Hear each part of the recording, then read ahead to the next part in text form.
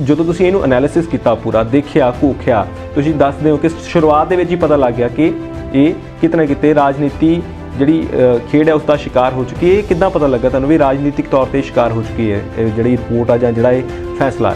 ਅਗਰ ਜੇ ਮੈਂ ਇਹਨੂੰ ਇਹ ਕਹਾਂ ਵੀ ਇਹ ਇੱਕ ਬੜੀ ਮੰਦਭਾਗੀ ਘਟਨਾ ਹੋਈ ਹੈ ਵੀ ਇਹਨੇ ਕੋਈ ਨਵੀਆਂ ਲੀਹਾਂ ਜਾਂ ਨਵੀਆਂ ਗਾਈਡਲਾਈਨਸ ਨਹੀਂ ਨਿਰਧਾਰਿਤ ਕੀਤੀਆਂ ਜਾਂ ਸੁਪਰੀਮ ਕੋਰਟ ਦੀਆਂ ਚੱਲ ਰਹੀਆਂ ਆਲਰੇਡੀ ਗਾਈਡਲਾਈਨਸ ਜਿਹੜੀਆਂ ਉਹਨਾਂ ਨੂੰ ਨਹੀਂ ਫਾਲੋ ਕੀਤਾ, ਤਾਂ ਮੇਰਾ ਸਿਰ ਜਿਹੜਾ ਸ਼ਰਮ ਨਾਲ ਝੁਕਦਾ ਵੀ ਅਸੀਂ ਭਾਰਤ ਦੇ ਸੰਵਿਧਾਨ ਦੀ ਓਥ ਚੁੱਕ ਕੇ ਕਿਸ ਤਰ੍ਹਾਂ ਦਾ ਕੰਮ ਕੀਤਾ। ਜੇ ਇਹਦੇ 'ਚ ਦੇਖਿਆ ਜਾਏ ਪੰਜਾਬ ਸਰਕਾਰ ਦੀ ਨਾਕਾਮੀ ਔਰ ਨਾਅਹਿਲੀਅਤ ਜੀ, ਉਹਨਾਂ ਦੇ ਐਡਵੋਕੇਟ ਜਨਰਲ ਪੰਜਾਬ ਦੀ ਅਟਲ ਨੰਦਾ ਦੀ, ਇਹ ਦੇਖੀ ਜਾਏ, ਉਹਨਾਂ ਨੇ ਦੇਖੋ ਡਿਵੀਜ਼ਨ ਬੈਂਚ ਦਾ ਫੈਸਲਾ ਜਿਹੜਾ ਸੀਗਾ ਉਹਦੀ LPA ਪਾ ਦਿੱਤੀ। ਉਹਨਾਂ ਨੂੰ ਇਹ ਹੀ ਨਹੀਂ ਪਤਾ ਵੀ ਇਹਦੀ LPA ਪੈਣੀ ਹੈ ਕਿ SLP ਪੈਣੀ ਹੈ। ਕੈਪਟਨ ਅਮਰਿੰਦਰ ਸਿੰਘ ਨੇ ਆਪਣੀਆਂ ਅੱਖਾਂ ਕਿਉਂ ਬੰਦ ਕੀਤੀਆਂ? ਕਿਉਂ ਉਸ ਵੇਲੇ ਦੇ ਐਡਵੋਕੇਟ ਜਨਰਲ ਦੀ ਜਵਾਬਦੇਹੀ ਤੈਅ ਨਹੀਂ ਕੀਤੀ?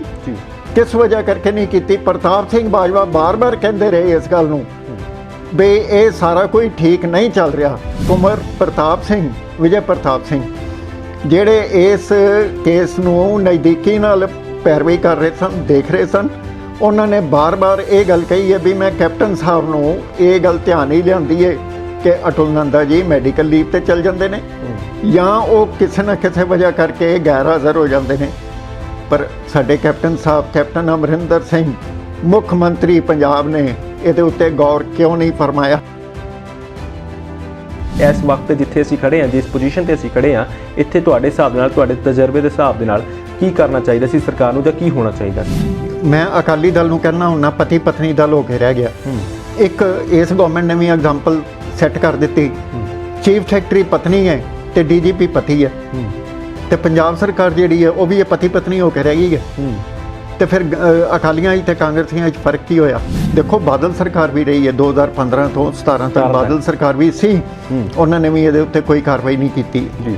ਉਹਨਾਂ ਦੀ ਦਿਆਨਤਦਾਰੀ ਉੱਤੇ ਨੂੰ ਵੀ ਅਸੀਂ ਜਿਹੜੀ ਹੈ ਕਿੰਤੂ ਪਰੰਤੂ ਨਹੀਂ ਕਰਦੇ, ਲੇਕਿਨ ਪੰਜਾਬ ਦੇ ਲੋਕ ਕਿੰਤੂ ਪਰੰਤੂ ਕਰਦੇ ਆ। ਪੰਜਾਬ ਦੀਆਂ ਸੱਥਾਂ ਵਿੱਚ ਇਹ ਗੱਲ ਚੱਲਦੀ ਹੈ, ਅਨਪੜ੍ਹ ਬਜ਼ੁਰਗ ਇਹ ਗੱਲ ਕਰਦੇ ਨੇ, ਛੋਟੇ ਬੱਚੇ ਇਹ ਗੱਲ ਕਰਦੇ ਨੇ ਵੀ ਬਾਦਲਾਂ ਨੇ ਜਦੋਂ ਵੀ ਪੰਥਕ ਸਰਕਾਰ ਆਈ ਪੰਥ ਤੇ ਹੀ ਗੋਲੀ ਚਲਾਤੀ, ਪੰਥ ਦੇ ਹੀ ਬੰਦੇ ਮਰੇ। 5 ਵਾਰੀ ਆਈ ਹੈ, 5 ਵਾਰੀ ਇਹੀ ਕੰਮ ਹੋਇਆ 1978 ਤੋਂ ਲੱਗ ਕੇ ਅੱਜ ਤੱਕ ਦੇਖ ਲਓ ਤੁਸੀਂ ਜੀ। ਅਹਿਮ ਸ਼ਬਦ ਜਿਹੜੇ ਨੇ ਕੁੰਵਰ ਵਿਜੇ ਪ੍ਰਤਾਪ ਲਈ ਵਰਤੇ ਗਏ ਨੇ ਇਸ ਫੈਸਲੇ ਦੇ ਵਿੱਚ ਕਿ ਉਹਨਾਂ ਨੇ ਕਾਲਪਨਿਕ ਰਿਪੋਰਟ ਤਿਆਰ ਕੀਤੀ ਹੈ। ਉਹ ਜਦੋਂ ਉਹਨਾਂ ਨੇ ਇਹ ਰਿਪੋਰਟ ਤਿਆਰ ਕੀਤੀ, ਉਹ ਕਿਸੇ ਨਾ ਕਿਸੇ ਪ੍ਰਭਾਵ ਦੇ ਹੇਠ ਸੀਗੀ, ਕਿਉਂਕਿ ਇਸ ਤੋਂ ਪਹਿਲਾਂ ਜਦੋਂ ਉਹ ਜਾਂਚ ਕਰ ਰਹੇ ਸੀ, ਉਸ ਜਾਂਚ ਦੇ ਦੌਰਾਨ ਉਹ ਕਿਸੇ ਇੰਟਰਵਿਊ ਦੇ ਦੌਰਾਨ ਇਹ ਵੀ ਗੱਲਾਂ ਇੱਦਾਂ ਦੀਆਂ ਜ਼ਿਕਰ ਕਰਦੇ ਰਹੇ ਕਿ ਉਹਨਾਂ ਨੇ ਸਿਆਸੀ ਤੌਰ 'ਤੇ ਉਹ ਪ੍ਰਭਾਵਿਤ ਨਜ਼ਰ ਆਏ। ਜੇ ਅਸੀਂ ਭਾਰਤ ਦੇ ਲੋਕ ਜਿਹੜੇ ਆ ਸਿਸਟਮ ਨੂੰ ਚਲਾਉਂਦੇ ਆ, ਇੰਸਟਰੂਮੈਂਟੈਲਿਟੀਜ਼ ਨੂੰ ਚਲਾਉਂਦੇ ਆ, ਅਸੀਂ ਟੈਕਸ ਪੇ ਕਰਦੇ ਆ ਉਹਦਾ ਜੀ, ਤੇ ਸਾਡਾ ਸਾਰਿਆਂ ਦਾ ਅਧਿਕਾਰ ਹੈ ਭਾਰਤ ਦੇ ਲੋਕਾਂ ਦਾ ਵੀ ਅਸੀਂ ਆਪਣੇ ਜਿਹੜੇ ਸਿਸਟਮ ਨੂੰ ਚਲਾ ਰਹੇ ਲੋਕ ਨੇ, ਜਿਹੜੇ ਸਿਸਟਮ ਦੇ ਵਿੱਚ ਬੈਠੇ ਲੋਕ ਨੇ, ਉਹਨਾਂ ਦੇ ਉੱਤੇ ਅਸੀਂ ਸਵਾਲ ਕਰੀਏ, ਉਹਨਾਂ ਦੀ ਜਵਾਬਦੇਹੀ ਹੋਵੇ ਵੀ ਤੁਸੀਂ ਇਹ ਕੀ ਕੰਮ ਕੀਤਾ।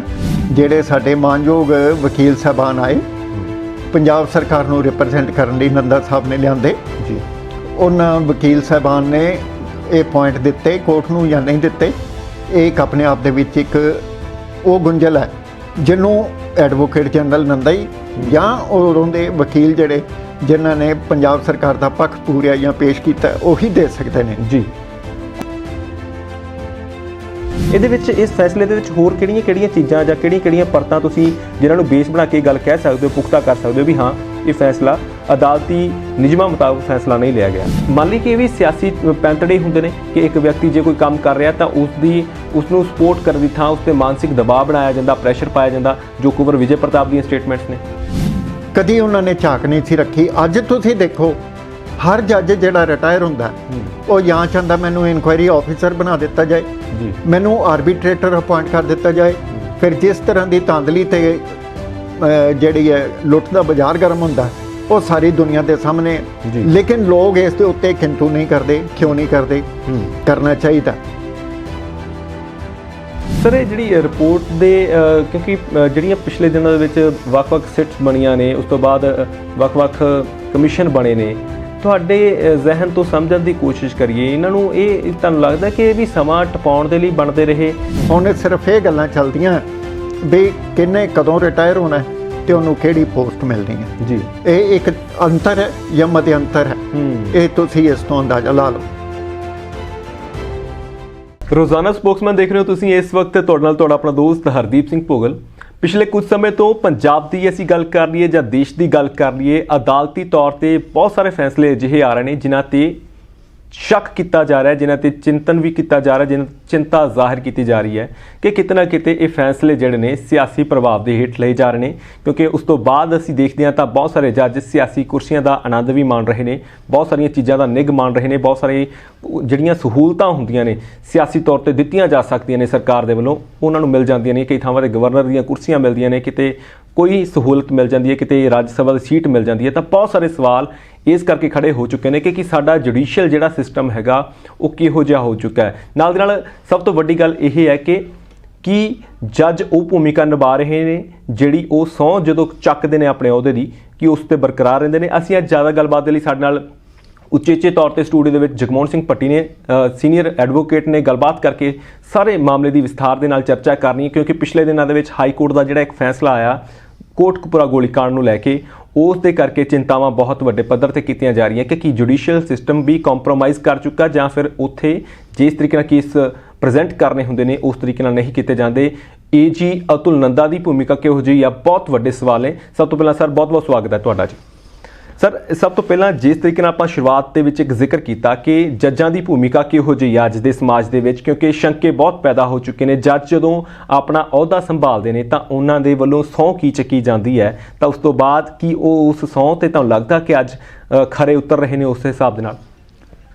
ਅਗਰ ਜੇ ਸੰਵਿਧਾਨ ਦੇ ਵਿੱਚ ਜਿਹੜੀ ਸਹੁੰ ਦੀ ਜਿਹੜੀ ਉਹਨਾਂ ਨੇ ਸਾਡੇ ਕਨਸਟੀਟਿਊਸ਼ਨ ਦੇ ਨਿਰਮਾਤਾਵਾਂ ਨੇ ਭੂਮਿਕਾ ਬੰਨੀ ਸੀ, ਉਸ ਦੇ ਮੁਤਾਬਕ ਜੇ ਇਹ ਦੇਖਿਆ ਜਾਏ ਤੇ ਸਹੁੰ ਤੇ ਜ਼ਰੂਰ ਚੁੱਕੀ ਜਾਂਦੀ ਹੈ, ਲੇਕਿਨ ਸਹੁੰ ਦੀਆਂ ਉਸੇ ਤਰ੍ਹਾਂ ਹੀ ਧੱਜੀਆਂ ਉਡਾਈਆਂ ਜਾਂਦੀਆਂ ਜਿਵੇਂ ਭਾਰਤ ਮਾਤਾ ਦੀ ਜੈ।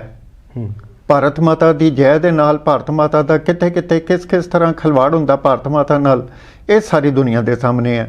ਕਨਸਟੀਟਿਊਸ਼ਨ ਦੀ ਸਹੁੰ ਚੁੱਕੀ ਜਾਂਦੀ ਹੈ, ਕਨਸਟੀਟਿਊਸ਼ਨ ਦਾ ਖਿਲਵਾੜ ਕਿਸ ਤਰ੍ਹਾਂ ਹੁੰਦਾ ਇਹ ਸਾਰਿਆਂ ਦੇ ਸਾਹਮਣੇ ਹੈ।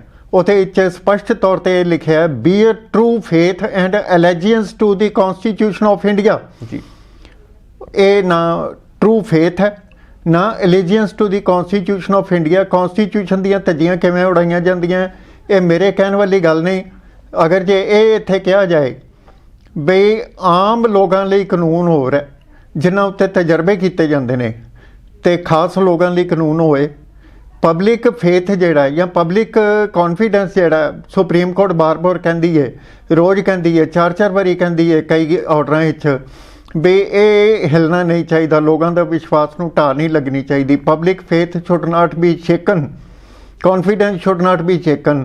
ਤੇ ਇਹ ਸ਼ੇਕ ਹੁੰਦਾ ਹੈ, ਇਸ ਦਾ ਮਤਲਬ ਇਹ ਹੈ ਸੁਪਰੀਮ ਕੋਰਟ ਦੇ ਜਿਹੜੇ 4 ਜੱਜ ਸੀ ਜਿਨ੍ਹਾਂ ਨੇ ਜਨਵਰੀ 2018 ਵਿੱਚ ਆਪਣੇ ਦਰਸ਼ਕਾਂ ਨੂੰ ਪਤਾ ਹੋਏਗਾ, ਸਰੋਤਿਆਂ ਨੂੰ ਪਤਾ ਹੋਏਗਾ, ਸਾਰਿਆਂ ਨੂੰ ਕੀਤੀ ਸੀ ਜੀ, ਉਹਨਾਂ ਨੇ ਪ੍ਰੈਸ ਕਾਨਫਰੰਸ ਕੀਤੀ ਸੀ ਔਰ ਉਹਦੇ ਵਿੱਚ ਉਹਨਾਂ ਨੇ ਕੀ ਗੱਲ ਕਹੀ ਸੀ ਵੀ ਸਭ ਕੁਝ ਸੁਪਰੀਮ ਕੋਰਟ ਦੇ ਵਿੱਚ ਅੱਛਾ ਨਹੀਂ ਔਰ ਅਸੀਂ ਸਫੋਕੇਸ਼ਨ ਫੀਲ ਕਰਦੇ ਹਾਂ।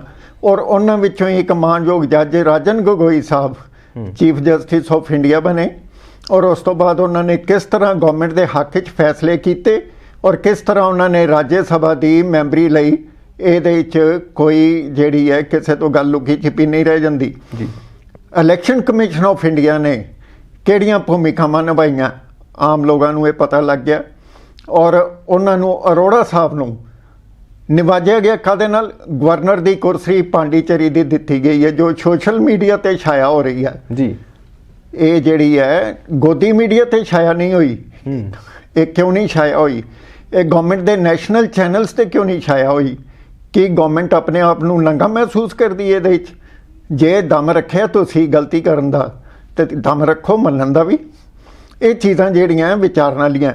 ਇੱਕ ਵਾਰੀ ਸ਼ਿਬੂ ਲਾਲ ਸਕਸੈਨਾ ਸੀਗੇ ਜੀ, ਸ਼ਿਬਨ ਲਾਲ ਸਕਸੈਨਾ ਜੀ ਨੇ ਇਹ ਕਿਹਾ ਸੀਗਾ ਵੀ ਅੱਜ ਜਿਹੜੀਆਂ ਹਾਈ ਕੋਰਟਸ ਨੇ ਇੰਡੀਪੈਂਡੈਂਟ ਨਹੀਂ ਹੈ ਔਰ ਇਸ ਦਾ ਮਤਲਬ ਹੈ ਜੇ ਇੰਡੀਪੈਂਡੈਂਟ ਨਹੀਂ ਹੈ ਫਿਰ ਉਹਨਾਂ ਨੇ ਅੱਗੋਂ ਇਹ ਕਿਹਾ ਸੀ they are influenced by political consequences of their actions.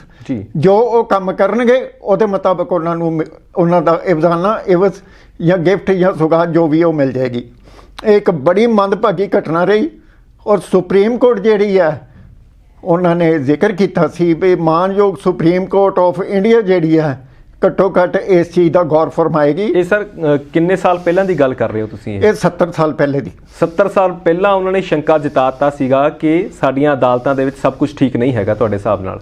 ਬਿਲਕੁਲ, ਉਹਨਾਂ ਨੇ ਕਿਹਾ ਸੀ high courts are not independent and they are influenced by the political consequences of their actions. ਜੋ ਐਕਸ਼ਨਸ ਮੀਨਸ ਜੋ ਉਹ ਜਜਮੈਂਟ ਕਰਨਗੇ। ਜੇ ਲੋਕਾਂ ਨੂੰ ਆਮ ਭਾਸ਼ਾ ਦੇ ਵਿੱਚ ਸਮਝਾਉਣਾ ਹੋਵੇ ਕਿ ਸਿਆਸੀ ਤੌਰ ਤੇ ਫੈਸਲੇ ਕਰਵਾਏ ਜਾਂਦੇ ਨੇ ਆਪਣੇ ਮਨੋਰਥ ਨੂੰ ਜਾਂ ਆਪਣੇ ਹਿਸਾਬ ਦੇ ਨਾਲ ਲੋਕਾਂ ਦੇ ਵਿੱਚ ਕੀ ਅਸੀਂ ਦਿਖਾਉਣਾ ਚਾਹੁੰਦੇ ਹਾਂ ਉਸ ਤਰੀਕੇ ਨਾਲ ਫੈਸਲੇ ਕਰਵਾਏ ਜਾਂਦੇ ਨੇ। ਤੁਸੀਂ ਦੇਖੋ, ਬਿਲਕੁਲ ਠੀਕ ਕਹਿ ਰਹੇ ਹੋ ਤੁਸੀਂ। ਔਰ ਪੀ ਚਿਦੰਬਰਮ ਦਾ ਫੈਸਲਾ ਹੋਇਆ 2018-19 ਦੇ ਵਿੱਚ ਸੁਪਰੀਮ ਕੋਰਟ ਨੇ ਕੀਤਾ ਜਦੋਂ ਉਹਨਾਂ ਨੂੰ ਜੇਲ੍ਹ ਯਾਤਰਾ ਕਰਾਈ ਹੈ ਇਸ ਪ੍ਰੈਜ਼ੈਂਟ ਗਵਰਨਮੈਂਟ ਨੇ। ਔਰ ਉਹਦੇ ਵਿੱਚ ਜਿੰਨੇ ਵੀ ਸੁਪਰੀਮ ਕੋਰਟ ਦੇ ਜਾਂ ਫੈਡਰਲ ਗਵਰਨਮੈਂਟ ਦੇ ਜਾਂ ਪ੍ਰੀਵੀ ਕਾਉਂਸਲ ਦੇ ਫੈਸਲੇ ਸੀ ਉਹਨਾਂ ਨੂੰ ਮੱਦੇਨਜ਼ਰ ਨਾ ਰੱਖ ਕੇ ਉਹਨਾਂ ਦੇ ਉੱਤੇ ਇੱਕ ਪੋਲੀਟੀਕਲ ਵੈਂਡੇਟਾ ਜਿਹੜਾ ਮੜਿਆ ਗਿਆ, ਉਸੇ ਤਰ੍ਹਾਂ ਹੀ ਜਿਵੇਂ ਇਸ ਜਜਮੈਂਟ ਦੇ ਵਿੱਚ ਮੜਿਆ ਗਿਆ ਜੀ।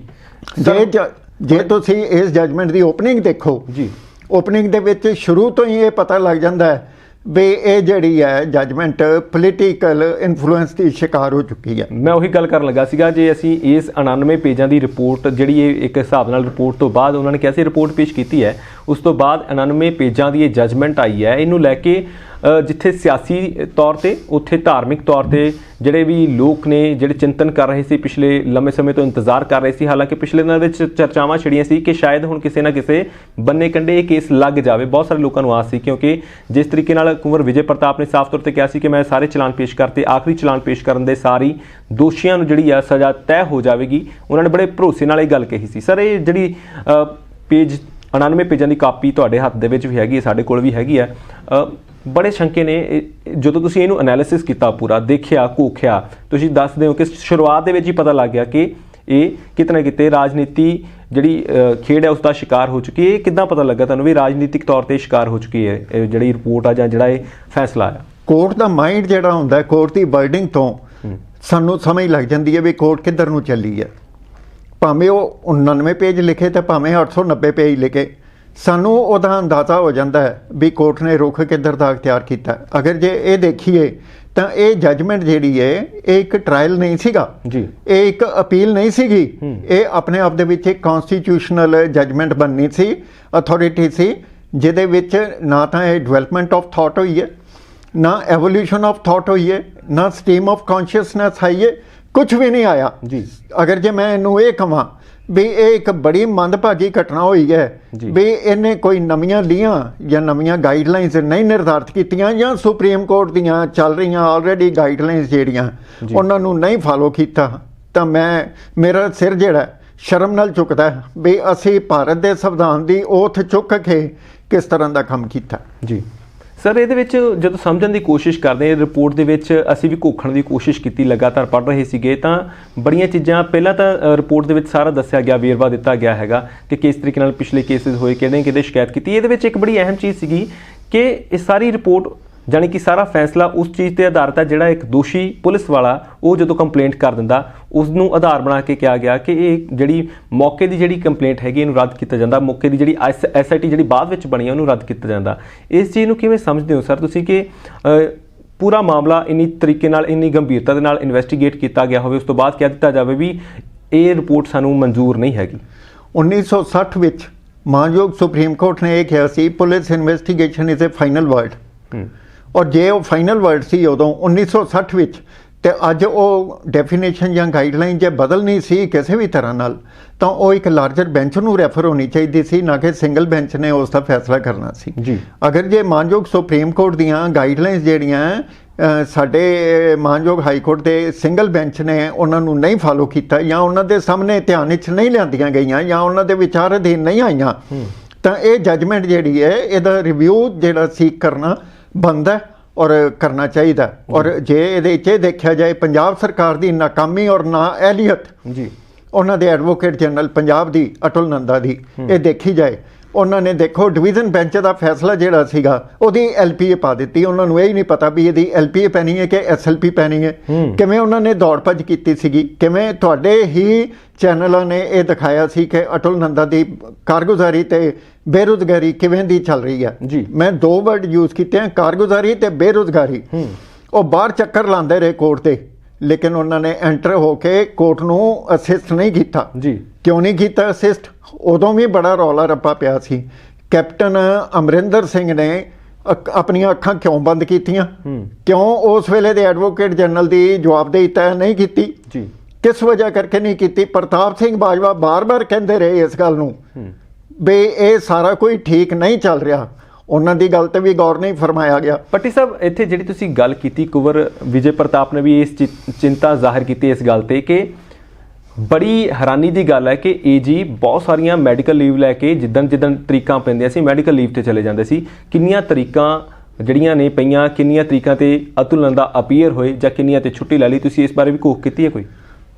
ਮੇਰੇ ਕੋਲ ਸਾਰੇ ਜ਼ਿਮਨੀ ਆਰਡਰ ਪਏ ਨੇ ਜੀ, ਜਿਹੜੇ ਵੀ ਬੈਂਚ ਨੇ ਕੀਤੇ ਨੇ, ਭਾਵੇਂ ਉੱਥੇ ਜਿੰਦਰ ਸਿੰਘ ਢੀਂਡਸਾ ਦਾ ਬੈਂਚ ਸੀ ਜੀ ਜਾਂ ਪ੍ਰੈਜ਼ੈਂਟ ਬੈਂਚ ਸੀ ਰਾਜਵੀਰ ਸ਼ੇਖਾਵਤ ਜੀ ਦਾ ਬੈਂਚ ਸੀ, ਉਹਨਾਂ ਨੇ ਕੀਤੀਆਂ। ਔਰ ਮੈਂ ਇਹਦੇ ਵਿੱਚ ਇਹ ਦੇਖਿਆ, ਜੇ ਅਡਜਰਨਮੈਂਟ ਹੋਈ ਹੈ ਤੇ ਅਤੁਲ ਨੰਦਾ ਜੀ ਪ੍ਰੈਜ਼ੈਂਟ ਹੈ। ਜੇ ਕਿਸੇ ਦੂਸਰੇ ਬੈਂਚ ਨੂੰ ਕੇਸ ਰੈਫਰ ਹੋਇਆ, BS ਵਾਲੀਆ ਜੱਜ ਸਾਹਿਬ ਨੇ ਕੀਤਾ ਹੈ, ਤਾਂ ਅਤੁਲ ਨੰਦਾ ਜੀ ਪ੍ਰੈਜ਼ੈਂਟ ਹੈ। ਜਦੋਂ ਇਫੈਕਟਿਵ ਹੀਅਰਿੰਗ ਹੋਈ ਹੈ ਉਦੋਂ ਅਤੁਲ ਨੰਦਾ ਜੀ ਪ੍ਰੈਜ਼ੈਂਟ ਹੀ ਨਹੀਂ ਜੀ। ਇਸ ਦਾ ਮਤਲਬ ਇਹ ਹੈ ਵੀ ਕੁੰਵਰ ਪ੍ਰਤਾਪ ਸਿੰਘ, ਵਿਜੇ ਪ੍ਰਤਾਪ ਸਿੰਘ, ਜਿਹੜੇ ਇਸ ਕੇਸ ਨੂੰ ਨਜ਼ਦੀਕੀ ਨਾਲ ਪੈਰਵੀ ਕਰ ਰਹੇ ਸਨ, ਦੇਖ ਰਹੇ ਸਨ, ਉਹਨਾਂ ਨੇ ਬਾਰ-ਬਾਰ ਇਹ ਗੱਲ ਕਹੀ ਹੈ ਵੀ ਮੈਂ ਕੈਪਟਨ ਸਾਹਿਬ ਨੂੰ ਇਹ ਗੱਲ ਧਿਆਨ ਹੀ ਲਿਆਂਦੀ ਹੈ ਕਿ ਅਤੁਲ ਨੰਦਾ ਜੀ ਮੈਡੀਕਲ ਲੀਵ ਤੇ ਚੱਲ ਜਾਂਦੇ ਨੇ ਜਾਂ ਉਹ ਕਿਸੇ ਨਾ ਕਿਸੇ ਵਜ੍ਹਾ ਕਰਕੇ ਗੈਰ ਹਾਜ਼ਰ ਹੋ ਜਾਂਦੇ ਨੇ।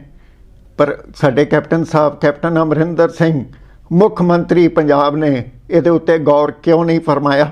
ਅੱਜ ਸਾਰਾ ਪੰਜਾਬ ਇਹਨਾਂ ਤੋਂ ਜਵਾਬ ਮੰਗਦਾ ਹੈ। ਪੱਟੀ ਸਾਹਿਬ, ਬੜੀ ਹੈਰਾਨੀ ਹੈ ਕਿ ਕਹਿੰਦੇ ਰਹੇ ਕਿ ਬਹੁਤ ਗੰਭੀਰ ਮਸਲਾ ਹੈਗਾ, ਪਰ ਗੰਭੀਰਤਾ ਨਜ਼ਰ ਨਹੀਂ ਆ ਰਹੀ। ਜੇ ਅਤੁਲ ਨੰਦਾ ਪੇਸ਼ ਨਹੀਂ ਹੋ ਰਹੇ ਤਾਂ ਗੰਭੀਰਤਾ ਕਿੱਥੇ ਹੈ? ਮੈਡੀਕਲ ਲੀਵ ਜ਼ਰੂਰੀ ਹੋਗੀ ਜਾਂ ਉਹਨਾਂ ਲਈ ਆਪਣੇ ਕੰਮ ਜ਼ਰੂਰੀ ਹੋ ਗਏ? ਜਿਸ ਤਰੀਕੇ ਨਾਲ ਛੁੱਟੀਆਂ ਲੈਂਦੇ ਰਹੇ ਉਹ ਵੀ ਜਦੋਂ ਇਫੈਕਟਿਵ ਹੀਅਰਿੰਗ ਆ ਉਦੋਂ ਗੈਰ ਹਾਜ਼ਰੀ, ਤਾਂ ਗੰਭੀਰਤਾ ਕਿੱਥੇ ਆ? ਫਿਰ ਪੰਜਾਬ ਸਰਕਾਰ ਦੇ ਜਾਂ ਜਿਹੜੇ ਸਰਕਾਰ ਦੇ ਵਜੋਂ ਇਹ ਕੇਸ ਲੜ ਰਹੇ ਸੀ ਉਹਨਾਂ ਦੀ ਗੰਭੀਰਤਾ ਤਾਂ ਨਜ਼ਰ ਨਹੀਂ ਆਈ। ਕੇਸ ਨੂੰ ਗੰਭੀਰਤਾ ਨਾਲ ਲੈਣ ਦੀਆਂ ਗੱਲਾਂ ਤਾਂ ਪਹਿਲੇ ਦਿਨ ਤੋਂ ਚੱਲਦੀਆਂ ਆ ਰਹੀਆਂ। ਜਦੋਂ ਦੀ ਇਹ ਗੋਲੀकांड ਵਾਪਰਦਾ 2015 ਤੋਂ ਸ਼ੁਰੂ ਅਸੀਂ ਕਰ ਲਈਏ ਤੇ ਉਸ ਵੇਲੇ ਸਰਕਾਰ ਵੀ ਨਹੀਂ ਸੀ ਕਾਂਗਰਸ ਦੀ, ਤਾਂ ਉਸ ਵੇਲੇ ਤੋਂ ਇਹ ਕਿਆਸ ਰਹੀਆਂ ਜਾਂ ਉਸ ਵੇਲੇ ਤੋਂ ਹੀ ਦਾਅਵੇ ਸ਼ੁਰੂ ਹੋ ਗਏ ਸੀ ਵੀ ਅਸੀਂ ਸਾਡੀ ਸਰਕਾਰ ਬਣੀ ਤਾਂ ਅਸੀਂ ਬੜੀ ਗੰਭੀਰਤਾ ਦੇ ਨਾਲ ਇਸ ਮਸਲੇ ਨੂੰ ਹੱਲ ਕਰਾਂਗੇ, ਤਾਂ ਗੰਭੀਰਤਾ ਨਜ਼ਰ ਨਹੀਂ ਆ ਰਹੀ ਕਿਤੇ ਵੀ।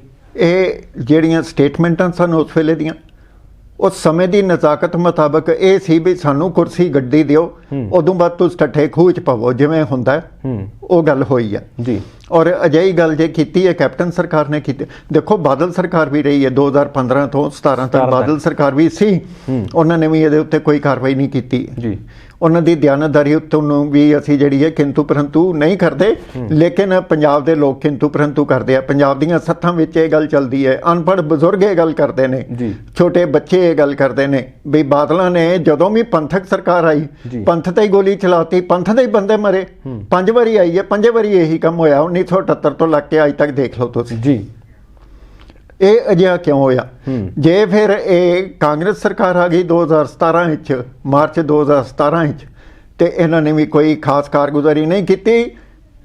ਜੋਰਾ ਸਿੰਘ ਕਮਿਸ਼ਨ ਦੀ ਰਿਪੋਰਟ ਅਕਾਲੀ ਦਲ ਦਾ ਸੀਗਾ, ਉਹਦੀ ਰਿਪੋਰਟ ਲੈਣ ਲਈ ਕੋਈ ਉੱਥੇ ਹਾਜ਼ਰ ਨਹੀਂ ਸੀ ਔਰ ਉਹਨਾਂ ਨੂੰ ਕੋਰੀਡੋਰ ਦੇ ਵਿੱਚ ਘੁੰਮਣਾ ਪਿਆ। ਉਹਦੀ ਰਿਟ ਮੈਂ ਕੀਤੀ ਸੀ ਬਈ ਹਾਈ ਕੋਰਟ ਨੂੰ ਬੇਨਤੀ ਕੀਤੀ ਸੀ, ਸਾਡੇ ਜਿਹੜੇ ਮਾਨਯੋਗ ਜੱਜ ਨੇ ਉਹਨਾਂ ਦੀ ਇਸ ਤਰ੍ਹਾਂ ਦੀ ਜਿਹੜੀ ਇਹ ਗੱਲ ਹੋਈ ਹੈ ਉਹਨਾਂ ਨਾਲ, ਉਹਨਾਂ ਨੂੰ ਇਹ ਮੈਂ ਬੇਨਤੀ ਕਰਦਾ ਕਿ ਕਿਸੇ ਵੀ ਰਿਟਾਇਰਡ ਜੱਜ ਨੂੰ ਜਿਹੜਾ ਹੈ ਪੰਜਾਬ ਸਰਕਾਰ ਦਾ ਜਾਂ ਕਿਸੇ ਵੀ ਸਰਕਾਰ ਦਾ ਕਮਿਸ਼ਨ ਜਿਹੜਾ ਹੈ ਉਹ ਅਸੈਪਟ ਨਹੀਂ ਕਰਨਾ ਚਾਹੀਦਾ, ਕਿਉਂਕਿ ਉਹਨਾਂ ਦਾ ਇੱਕ ਆਪਣਾ ਮਾਨ ਸਨਮਾਨ ਹੈ। ਉਹਨਾਂ ਦੇ ਮਾਨ ਸਨਮਾਨ ਦੀ ਵੀ ਕਦਰ ਨਹੀਂ ਕੀਤੀ ਜਾਂਦੀ, ਕੇਸ ਪਹੁੰਚਾਈ ਜਾਂਦੀ। ਕਿਤੇ ਇੱਕ ਵਿਅਕਤੀ ਜਿਹੜਾ ਜੱਜ ਦੀ ਕੁਰਸੀ ਤੇ ਬਹਿੰਦਾ ਹੋਵੇ ਤਾਂ ਉਹਨੂੰ ਇਸ ਤਰੀਕੇ ਨਾਲ ਕੋਰੀਡੋਰਾਂ ਦੇ ਵਿੱਚ ਇੰਤਜ਼ਾਰ ਕਰਨਾ ਪਵੇ ਸਰਕਾਰ ਦੇ, ਆਪਾਂ ਕਹਿ ਲਈ ਵੀ ਉਹਨਾਂ ਦੇ ਦਰਬਾਨ ਤੇ ਜਾ ਕੇ। ਉਹ ਮੈਟਰ ਐਡਮਿਨਿਸਟ੍ਰੇਟਿਵ ਸਾਈਡ ਤੇ ਟੇਕ ਅਪ ਹੋਇਆ ਸੀ, ਜੁਡੀਸ਼ੀਅਲ ਸਾਈਡ ਵਿੱਚੋਂ ਮੈਂ ਵਿਡਰਾ ਕੀਤਾ ਸੀਗਾ ਔਰ ਮੈਂ ਉੱਥੇ ਇਹ ਗੱਲ ਕਹੀ ਸੀਗੀ ਵੀ ਇਹ ਐਡਮਿਨਿਸਟ੍ਰੇਟਿਵ ਸਾਈਡ ਤੇ ਜੇ ਇਸ ਚੀਜ਼ ਨੂੰ ਦੇਖਿਆ ਜਾਏ, ਵਿਚਾਰਿਆ ਜਾਏ ਜਾਂ ਕੋਈ ਵੀ ਗਾਈਡਲਾਈਨਸ ਨਿਰਧਾਰਿਤ ਕੀਤੀਆਂ ਜਾਣ ਸਰਕਾਰਾਂ ਪ੍ਰਤੀ ਮਾਨਯੋਗ ਜੱਜਾਂ ਦੀ ਜਿਹੜੀ ਹੈ ਮਾਨ ਸਨਮਾਨ ਨੂੰ ਬਰਕਰਾਰ ਰੱਖਣ ਲਈ, ਤਾਂ ਮੇਰਾ ਖਿਆਲ ਹੈ ਇੱਕ ਬਿਹਤਰ ਕਦਮ ਹੋਏਗਾ। ਸਰਕਾਰ ਦੇ ਦਰਬਾਰ ਤੇ ਜਾ ਕੇ ਕਿਤੇ ਨਾ ਕਿਤੇ ਉਹਨਾਂ ਨੂੰ ਇਸ ਤਰੀਕੇ ਨਾਲ ਬਹਿਣਾ ਪੈਂਦਾ ਜਿੱਦਾਂ ਕੋਈ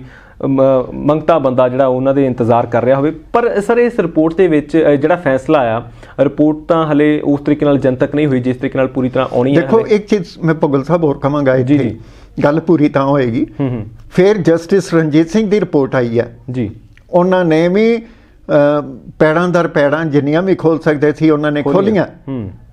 ਇੱਕ ਇਹਦਾ ਕਮਿਸ਼ਨ ਬਣਾਇਆ ਹੋਇਆ ਸੀ ਕਾਂਗਰਸ ਗਵਰਨਮੈਂਟ ਦਾ ਜੀ, ਜੇ ਇਹ ਦੋ ਕਮਿਸ਼ਨਾਂ ਦੀਆਂ ਰਿਪੋਰਟਾਂ ਨਹੀਂ ਇਹਨਾਂ ਨੇ ਐਕਸੈਪਟ ਕੀਤੀਆਂ ਤੇ ਇਹ ਮਜ਼ਾਕ ਕਿਉਂ ਕੀਤਾ ਪੰਜਾਬ ਦੇ ਲੋਕਾਂ ਨਾਲ ਜਾਂ ਮਾਨਯੋਗ ਜੱਜਾਂ ਨਾਲ ਉਹਨਾਂ ਨੂੰ ਕਮਿਸ਼ਨ ਆਫ ਇਨਕੁਆਇਰੀ ਬਣਾ ਕੇ? ਪਹਿਲਾ ਸਵਾਲ ਮੇਰਾ ਇਹ ਹੈ।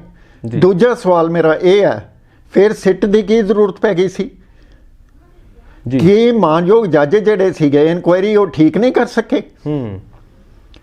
ਸਿੱਟ ਉਹਨਾਂ ਤੋਂ ਜ਼ਿਆਦਾ ਵੱਡੀ ਹੋ ਗਈ। ਬਹੁਤ ਵੱਡੇ ਸਵਾਲ ਨੇ ਕਿ ਉਹਨਾਂ ਨੇ ਜਾਂਚ ਨਹੀਂ ਕੀਤੀ, ਕਿਉਂਕਿ ਉਹਨਾਂ ਨੇ ਤਾਂ ਆਪਣੇ ਵੱਲੋਂ ਸਾਰੇ ਕੱਖ ਜਿਹੜੇ ਪੂਰੇ ਆਪਾਂ ਕਹ ਲਈਏ ਗਲੀ ਗਲੀ ਦੇ ਕੱਖ ਛਾਣ ਕੀਤਾ, ਤੱਥ ਦਿੱਤੇ ਸੀਗੇ ਕਿ ਕਿਸ ਤਰੀਕੇ ਨਾਲ ਸਾਰਾ ਵਾਕਿਆ ਹੋਇਆ, ਤਾਂ ਉਸ ਚੀਜ਼ ਨੂੰ ਦਰਕਿਨਾਰ ਕਿਉਂ ਕੀਤਾ ਗਿਆ? ਵੱਡੇ ਸਵਾਲ ਨੇ ਲੋਕਾਂ ਦੇ ਜ਼ਿਹਨ ਦੇ ਵਿੱਚ ਵੀ ਇਹ ਨੇ। ਤਾਂ ਇੱਥੋਂ ਸਾਫ਼ ਤੌਰ ਤੇ ਨਜ਼ਰ ਆ ਰਿਹਾ ਕਿ ਕਿਤੇ ਨਾ ਕਿਤੇ ਸਿਆਸੀ ਮਿਲਗੋਭਾ ਹੋਇਆ ਪਿਆ, ਸਿਆਸੀ ਤੌਰ ਤੇ ਮਿਲੇ ਹੋਏ ਨੇ ਲੋਕ, ਤਾਂ ਹੀ ਇਸ ਚੀਜ਼ ਦਾ ਨਤੀਜਾ ਨਹੀਂ ਨਿਕਲਿਆ। ਸਰ, ਜਿਹੜੀ ਮੈਂ ਸਵਾਲ ਕਰਨ ਲੱਗਾ ਸੀਗਾ ਕਿ ਇੱਕ ਭੋਗਲ ਸਾਹਿਬ ਛੋਟੀ ਜਿਹੀ ਗੱਲ ਹੋਰ ਕਹਿ ਦਿਆਂ ਮੈਂ। ਹਾਂਜੀ। ਜੇ ਇਹ ਦੋ ਕਮਿਸ਼ਨਾਂ ਦੀਆਂ ਰਿਪੋਰਟਾਂ ਸਰਕਾਰ ਨੇ ਦੇਖੀਆਂ ਵੀ ਨਹੀਂ, ਉਦਾਂ ਹੀ ਐਜ਼ ਇਟ ਇਜ਼ ਪਈਆਂ ਰਹਿ ਗਈਆਂ, ਤਾਂ ਫਿਰ ਇਹਦੀ ਅਕਾਊਂਟੇਬਿਲਟੀ ਸਰਕਾਰ ਦੀ ਬਣਦੀ ਹੈ ਜਾਂ ਨਹੀਂ, ਇਹ ਪੰਜਾਬ ਦੇ ਲੋਕ ਪੁੱਛਦੇ ਆ। ਪਹਿਲੀ ਚੀਜ਼ ਇਹ ਹੈ ਜੀ। ਦੂਜੀ ਚੀਜ਼ ਇਹ ਹੈ, ਜੇ ਸਰਕਾਰ ਨੇ 5 ਮੈਂਬਰੀ ਕਮੇਟੀ ਬਣਾਤੀ ਸੀ, ਸਿੱਟ ਬਣਾਤੀ ਸੀ, ਉਸ ਸਿੱਟ ਦੇ ਵਿੱਚ ਬਾਕੀ 4 ਮੈਂਬਰ ਨਹੀਂ ਕੰਮ ਕਰ ਰਹੇ ਜਾਂ 3 ਨਹੀਂ ਕੰਮ ਕਰ ਰਹੇ, ਸਰਕਾਰ ਸੁੱਤੀ ਕਿਉਂ ਰਹੀ ਜੀ? ਉਹਨਾਂ ਉੱਤੇ ਕੋਈ ਗੌਰ ਕਿਉਂ ਨਹੀਂ ਫਰਮਾਇਆ? ਡਿਸਪਲਿਨਰੀ ਐਕਸ਼ਨ ਕਿਉਂ ਨਹੀਂ ਲਿਆ? ਉਹਨਾਂ ਦੀ ਜਵਾਬਦੇਹੀ ਕਿਉਂ ਨਹੀਂ ਤਲਬ ਕੀਤੀ ਗਈ? ਇਹ ਹਾਈ ਕੋਰਟ ਦੇ ਆਰਡਰਾਂ ਵਿੱਚ ਵੀ ਇਹ ਮਿਸਿੰਗ ਹੈ ਇਹ ਚੀਜ਼ ਜੀ। ਜੇ ਕੁੰਵਰ ਵਿਜੇ ਪ੍ਰਤਾਪ ਸਿੰਘ ਆਪਣੇ ਤੌਰ ਤੇ ਕੰਮ ਕਰਦੇ ਰਹੇ, ਭਾਵੇਂ ਉਹਨਾਂ ਨੇ ਕੰਮ ਕਿਸ ਤਰ੍ਹਾਂ ਦਾ ਵੀ ਕੀਤਾ, ਮੈਂ ਉਹਨਾਂ ਦੀ ਇਮਾਨਦਾਰੀ ਤੇ ਸ਼ੱਕ ਨਹੀਂ ਕਰਦਾ, ਲੇਕਿਨ ਮੈਂ ਦੂਜੇ ਮੈਂਬਰਾਂ ਦੀ ਇਮਾਨਦਾਰੀ ਤੇ ਵੀ ਨਹੀਂ ਸ਼ੱਕ ਕਰਦਾ, ਲੇਕਿਨ ਉਹਨਾਂ ਦੀ ਜਵਾਬਦੇਹੀ ਜਿਹੜੀ ਹੈ ਤੈਅ ਹੋਣੀ ਜ਼ਰੂਰੀ ਹੈ, ਬਣਦੀ ਹੈ। ਔਰ ਇਹ ਇਸ ਹਾਈ ਕੋਰਟ ਦੇ ਆਰਡਰ ਦੇ ਵਿੱਚ ਇਹ ਜਵਾਬਦੇਹੀ ਤੈਅ ਨਹੀਂ ਹੋਈ, ਔਰ ਜਿਹੜੀ ਕਿ ਡਿਸਪਲਿਨਰੀ ਐਕਸ਼ਨ ਇਨਵਾਈਟ ਕਰ ਸਕਦੀ ਹੈ।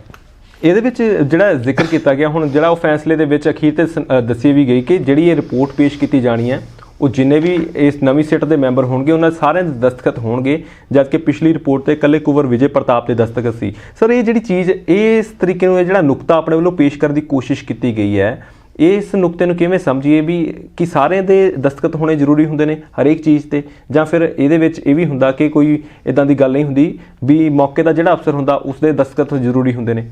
ਇਹ ਜਜਮੈਂਟ ਜੇ ਦੇਖੀ ਜਾਏ, it is not a complete justice. 1995 ਦੇ ਵਿੱਚ ਜਸਟਿਸ ਹੰਸਾਰੀਆ ਸੁਪਰੀਮ ਕੋਰਟ ਦੇ ਜੱਜ ਸਨ ਜਿਨ੍ਹਾਂ ਨੇ ਇਹ ਕਿਹਾ ਸੀ ਕੰਪਲੀਟ ਜਸਟਿਸ ਕੀ ਹੁੰਦਾ। ਉਹਨਾਂ ਨੇ ਇਹ ਕਿਹਾ ਸੀ, ਜਦੋਂ ਮੈਂ ਉੜੀਸਾ ਹਾਈ ਕੋਰਟ ਦਾ ਚੀਫ ਜਸਟਿਸ ਸੀ, ਮੈਨੂੰ ਇਹ ਲੱਗਿਆ ਕਿ ਮੈਂ ਇਹ ਪਾਵਰ ਐਕਸਰਸਾਈਜ਼ ਨਹੀਂ ਕਰ ਸਕਦਾ, ਲੇਕਿਨ ਉਹਨਾਂ ਨੇ ਜਦੋਂ ਕਿਹਾ ਮੈਂ ਸੁਪਰੀਮ ਕੋਰਟ ਦਾ ਜੱਜ ਬਣ ਗਿਆ, ਮੈਨੂੰ ਇਹ ਪਤਾ ਸੀ ਮੇਰਾ ਇੱਕ ਇੱਕ ਅੱਖਰ ਜਿਹੜਾ ਦੇਸ਼ ਦੀ ਧਰਤੀ ਦਾ ਕਾਨੂੰਨ ਹੋਏਗਾ।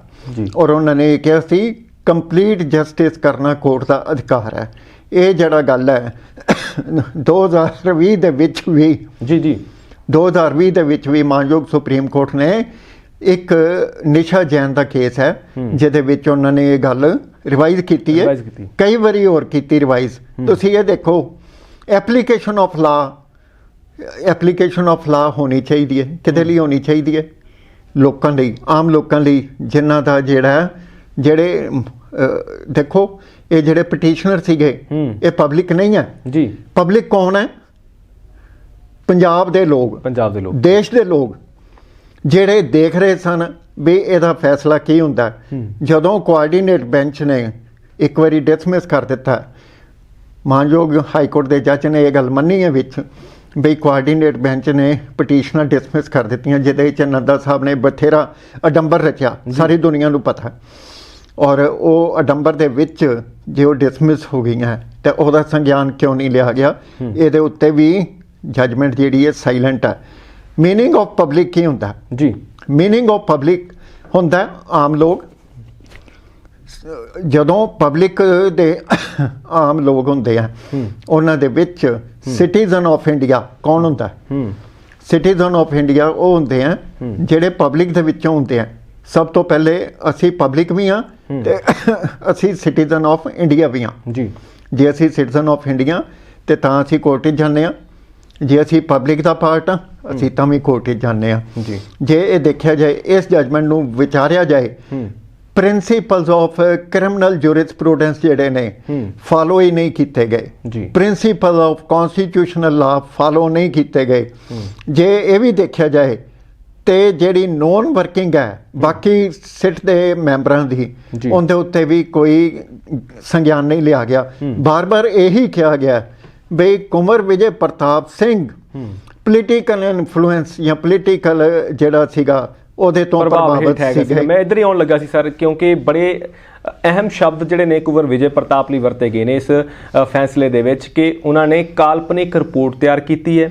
ਉਹ ਜਦੋਂ ਉਹਨਾਂ ਨੇ ਇਹ ਰਿਪੋਰਟ ਤਿਆਰ ਕੀਤੀ ਉਹ ਕਿਸੇ ਨਾ ਕਿਸੇ ਪ੍ਰਭਾਵ ਦੇ ਹੇਠ ਸੀਗੀ, ਕਿਉਂਕਿ ਇਸ ਤੋਂ ਪਹਿਲਾਂ ਜਦੋਂ ਉਹ ਜਾਂਚ ਕਰ ਰਹੇ ਸੀ ਉਸ ਜਾਂਚ ਦੇ ਦੌਰਾਨ ਉਹ ਕਿਸੇ ਇੰਟਰਵਿਊ ਦੇ ਦੌਰਾਨ ਇਹ ਵੀ ਗੱਲਾਂ ਇਦਾਂ ਦੀਆਂ ਜ਼ਿਕਰ ਕਰਦੇ ਰਹੇ ਕਿ ਉਹਨਾਂ ਨੇ ਸਿਆਸੀ ਤੌਰ ਤੇ ਉਹ ਪ੍ਰਭਾਵਿਤ ਨਜ਼ਰ ਆਏ। ਤਾਂ ਇਦਾਂ ਦੀਆਂ ਗੱਲਾਂ ਜਿਹੜੀਆਂ ਸੀਗੀਆਂ ਕਿ ਉਹਨਾਂ ਨੇ ਇਹ ਰਿਪੋਰਟ ਸੋਚੀ ਸਮਝੀ ਹੋਈ ਆਪਣੇ ਦਿਮਾਗ ਦੇ ਵਿੱਚ, ਇੱਕ ਬੰਦੇ ਦੇ ਜ਼ਿਹਨ ਦੇ ਵਿੱਚ ਜਿਹੜੀ ਚੀਜ਼ ਚੱਲ ਰਹੀ ਹੁੰਦੀ ਉਹਦੇ ਮੁਤਾਬਕ ਬਣਾਈ ਹੈ। ਨਾਲ ਦੀ ਨਾਲ ਇੱਕ ਧਾਰਨਾ ਨਜ਼ਰ ਆਉਂਦੀ ਹੈ, ਤੱਥਾਂ ਤੋਂ ਦੂਰ ਨਜ਼ਰ ਆਉਂਦੀ ਹੈ। ਜਾਂ ਜਿਹੜੇ ਪ੍ਰਕਾਸ਼ ਸਿੰਘ ਬਾਦਲ ਜਾਂ ਸੁਖਬੀਰ ਸਿੰਘ ਬਾਦਲ ਉਸ ਵੇਲੇ ਦੇ ਡਿਪਟੀ ਸੀਐਮ ਜਾਂ ਸੀਐਮ ਸੀਗੇ, ਤਾਂ ਉਸ ਹਿਸਾਬ ਦੇ ਨਾਲ ਜਿਹੜੀ ਰਿਪੋਰਟ ਜਿਹੜੀ ਆ ਉਹਨਾਂ ਦੇ ਖਿਲਾਫ ਕੋਈ ਵੀ ਸਬੂਤ ਜਿਹੜਾ ਆ ਉਹ ਪੇਸ਼ ਨਹੀਂ ਕਰ ਸਕੀ। ਉੱਥੇ ਸਿਰਫ ਤੇ ਸਿਰਫ ਇਹ ਕਿਤੇ ਨਾ ਕਿਤੇ ਇੱਕ ਧਾਰਨਾ ਨਜ਼ਰ ਆ ਰਹੀ ਹੈ। ਨਾਲ ਦੀ ਨਾਲ ਅਕਸ਼ੇ ਕੁਮਾਰ ਦਾ ਬਾਰ-ਬਾਰ ਜ਼ਿਕਰ ਆਇਆ, ਤਾਂ ਉਹਨਾਂ ਦੇ ਨਾਲ ਵੀ ਕਹਿੰਦੇ ਕਿ ਕਲਪਨਾ ਦੀ ਕੋਈ ਹੱਦ ਨਹੀਂ ਰਹੀ। ਤਾਂ ਇਦਾਂ ਦੀਆਂ ਗੱਲਾਂ ਸਿੱਧੇ ਤੌਰ ਤੇ ਕੁੰਵਰ ਵਿਜੇ ਪ੍ਰਤਾਪ ਲਈ ਜਿਹੜੀਆਂ ਵਰਤੀਆਂ ਗਈਆਂ, ਤੁਹਾਨੂੰ ਕੀ ਨਜ਼ਰ ਆਇਆ ਇਸ ਚੀਜ਼ ਦੇ ਵਿੱਚੋਂ ਕਿ ਕਾਲਪਨਿਕ ਸੀਗੀਆਂ ਜਾਂ ਫਿਰ ਉਹ ਇਹਨਾਂ ਦਾ ਕੋਈ ਬੇਸ ਨਹੀਂ ਹੈਗਾ? ਦੇਖੋ, ਇੱਕ ਚੀਜ਼ ਹੈ, ਇਹ ਸਾਰੀਆਂ ਜੱਜਾਂ ਜਿਹੜੀਆਂ ਸਾਰੀਆਂ ਗੱਲਾਂ ਜਿਹੜੀਆਂ ਜੱਜਮੈਂਟ ਦੇ ਵਿੱਚ ਜਦੋਂ ਵੀ ਆਈਆਂ ਜੀ, ਸਾਡੇ ਮਾਨਯੋਗ ਜੱਜ ਸਾਹਿਬ ਨੂੰ ਇਹ ਗੱਲ ਵਿਚਾਰਨੀ ਚਾਹੀਦੀ ਸੀ। ਵੀ ਦੀ ਪੀਪਲ ਆਫ ਇੰਡੀਆ, ਅਸੀਂ ਭਾਰਤ ਦੇ ਲੋਕ, ਅਸੀਂ ਤੁਹਾਡੇ ਵੱਲ ਵੀ ਦੇਖ ਰਹੇ ਹਾਂ, ਅਸੀਂ ਇਹ ਵੀ ਦੇਖ ਰਹੇ ਹਾਂ ਤੁਸੀਂ ਆਪਣੀ ਸਹੁੰ ਦਾ ਕਿੰਨਾ ਕੁ ਜਿਹੜਾ ਪਾਲਣ ਕਰ ਰਹੇ ਹੋ, ਤੇ ਅਸੀਂ ਇਹ ਵੀ ਦੇਖ ਰਹੇ ਹਾਂ ਤੁਸੀਂ ਸੰਵਿਧਾਨ ਦਾ ਕਿੰਨਾ ਪਾਲਣ ਕੀਤਾ ਜੀ। ਜੇ ਉਹਨਾਂ ਨੂੰ ਕਿਸੇ ਵੀ ਤਰ੍ਹਾਂ ਇਹ ਜੱਜਮੈਂਟ, ਮੈਂ ਤਾਂ ਚਲੋ ਇੱਕ ਲੀਗਲ ਮੈਨ ਦੇ ਤੌਰ ਤੇ ਇਹ ਗੱਲ ਕਰ ਰਿਹਾ, ਜੱਜਮੈਂਟ ਦੇ ਉੱਤੇ ਮੈਂ ਜੋ ਵੀ ਮੇਰੇ ਵਿਚਾਰ ਨੇ ਮੈਂ ਉਹ ਸਾਂਝੇ ਕਰ ਰਿਹਾ, ਤਾਂ ਕਿ ਅੱਗੋਂ ਕੋਈ ਐਸੀ ਗੱਲ ਨਾ ਹੋਵੇ ਦੇਸ਼ ਦੇ ਵਿੱਚ ਜਿਹਦੇ ਨਾਲ ਸਾਡੇ ਦੇਸ਼ ਦੀ ਸ਼ਾਨ ਨੂੰ, ਆਨ-ਬਾਨ ਸ਼ਾਨ ਨੂੰ, ਸਾਡੀਆਂ ਕੋਰਟਾਂ ਦੀ ਆਨ-ਬਾਨ ਸ਼ਾਨ ਨੂੰ, ਕੌਂਸਟੀਟਿਊਸ਼ਨ ਦੀ ਆਨ-ਬਾਨ ਸ਼ਾਨ ਨੂੰ, ਜਿਹੜੇ ਪੰਜਾਬ ਦੇ ਲੋਕ ਨੇ ਉਹਨਾਂ ਦੀ ਆਨ-ਬਾਨ ਸ਼ਾਨ ਨੂੰ ਕਿਸੇ ਤਰ੍ਹਾਂ ਨਾਲ ਵੀ ਧੱਕਾ ਵੱਜੇ।